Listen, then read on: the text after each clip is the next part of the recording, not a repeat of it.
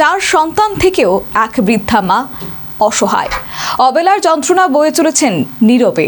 অসুস্থ শরীরেও নেই সন্তানের সান্ত্বনা। মানবিকতায় হারানোর করুণ দৃষ্টান্ত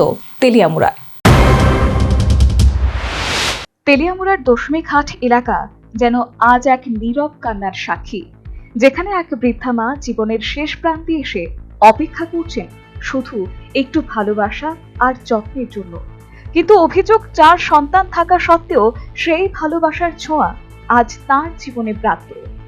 জানা গেছে, স্বামীর মৃত্যুর পর থেকেই শোভন সরকার একাই জীবন যুদ্ধটা লড়ছেন। বয়সের ভার, অসুস্থতা, শরীর আর অভাব সব মিলিয়ে প্রতিটি দিন তার কাছে এক কঠিন পরীক্ষা। কিন্তু এই কঠিন সময়ে পাশে দাঁড়ায়নি তার নিজের সন্তানরাই, এমনটাই অভিযোগ স্থানীয়দের। এলাকাবাসীরা জানান, বড় ছেলে বাবুল সরকার মায়ের পাশে থাকার চেষ্টা করলেও অন্য সন্তানদের আপত্তিতে পরিস্থিতি জটিল হয়ে উঠেছে। বৃদ্ধা মা নিজের সম্পত্তি বিক্রি করে বড় ছেলের কাছে থাকতে চাইলে সেই সিদ্ধান্ততেও বাধা দেওয়া হয়েছে বলে অভিযোগ।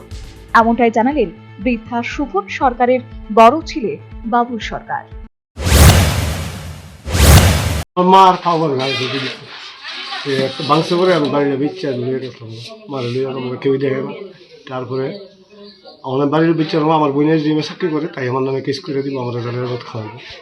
আচ্ছা আচ্ছা, ওই ঘরে আমরা ধরে নিয়েছি। এখন আপনারা কিটা বিচার করবেন করেন। কি নাম আপনার? আমার নাম বাবুল সরকার। আপনার মার নাম? মার নাম শোভন সরকার।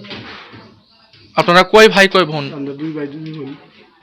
আচ্ছা, আর কে করছে, মানে আপনারা কইছে জেলের ভাত খাওয়াইবো? ওই তো আমার বোনে এসডিএম চাকরি করে, আগরতলা এসডিএম। আগরতলা এসডিএম অফিসে চাকরি করে। কি নাম? সুমা সরকার। সুমা সরকার। মানে কি কারণে জেলের ভাত খাওয়াইবো বলে? বাড়ি যে বেচছি আমি, মার তো কই দেবিন না, না তোরা দেখ। তো কে তোরা নিয়ে আমারে দেখ না, ইডো না বাড়ি অবস্থা দিত না, আর আমারও নিত না। আচ্ছা, তুই কইছে মা মইটা তো টাকা লাগে, মা মইটা তো টাকা লাগবে সবসময়।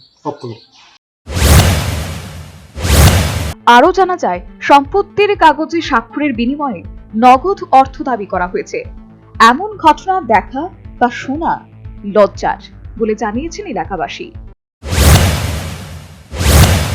নগরই 2 মেয়ের বাসা, তাহলে 2 মেয়ে, 1 মেয়ে চাকরি করে আগরতলা মহাকরণে চাকরি করে, আরেক মেয়েও এখানে বাড়ি ঘরে আছে, সবই আছে। কিন্তু মানে তো আমরা আগে আইতোটাই তো শোনাই না, মা তো আসার খাই চলে হয়ে গেছে গা। তাই একদম আটা চালা করতে না, স্ট্রেচারে ঘুরে হাসপাতাল নিচে আনতেছে। ওখানে বড় ছেলে টাকা পয়সা ছাড়া চিকিৎসা করতো না, হ্যাঁ নিজেরই বাড়ি নাই, ঘর নাই। হ্যাঁ বউর এখানে একটু জায়গা পাইছে, এখানে একটু থাকতেছে, কোনো মতে দিন গুজরান করে। হ্যাঁ 1 টাকা খরচ করার মার তোলে ক্ষমতা না। মার ইচ্ছা যে আমার বাড়ি বিক্রি করে দাও, বিক্রি করে দিয়ে আমার চিকিৎসা করো, আর যে আমারে নিব তারে আমি দিব, মার ইচ্ছা। কিন্তু অন্য ছেলে মেয়ে তো সই লাগবো, বাড়ি ব্যস্ত হইলে তারা তো আয়ে না। আমি তো পাশের বাড়ি সব দেখতেছি, দেখছেও নাই। তবে আমরা পাশের বাড়ি আমরা লজ্জা লাগতেছে এই ঘটনা, আমরা দেখতে অভ্যাস নাই। সন্তান হইয়া মা বাবা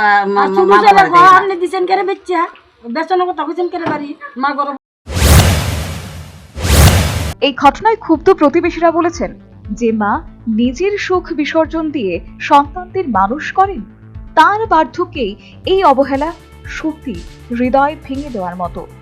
বর্তমানে অসুস্থ শরীর নিয়ে একরকম অসহায় অবস্থায় দিন কাটাচ্ছেন ওই বৃদ্ধা। প্রতিদিন হয়তো তার চোখ খুঁজে ফেরে সেই সন্তানদের, যাদের একদিন বুকের মধ্যে আগলে বড় করেছিলেন। এলাকাবাসীর দাবি, প্রশাসন দ্রুত এই ঘটনায় হস্তক্ষেপ করুক। শুধু আইন নয়, মানবিকতার দিক থেকেও এই ঘটনার সঠিক বিচার হোক। কারণ এমন ঘটনা শুধু একটি পরিবারের নয়, সমাজের বিবেকেও নাড়া দেয়। Bureau report, news vanguard.